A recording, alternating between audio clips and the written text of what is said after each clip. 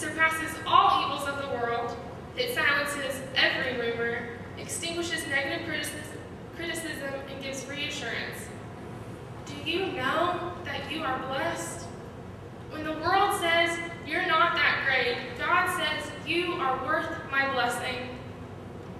So what does someone look like that is a part of the kingdom and knows that they are blessed by God?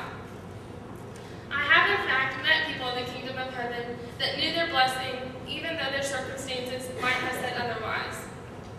I was lucky enough to travel to Morocco with other college students a few years ago and made many friends with the migrants and refugees. We spent one day at a church hearing story after story of the horrors that these migrants had lived through. This was a group of people that were literally not wanted. One man shared his story with me. He had to leave his home because of a terribly violent war. He had lost his sister and father in the war. He had fled with his mother and his brother.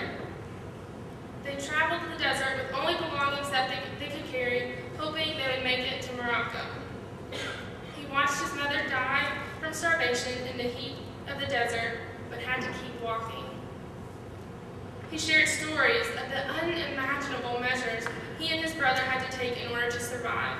He met at the church that day to tell us his story and only asked for one thing: a Bible. It was a long, hard day hearing such tragic and desperate stories. But when the interviews were over and the day was coming to a close, these same migrants picked up some instruments and began singing, dancing, and rejoicing in the Lord. They knew they were blessed.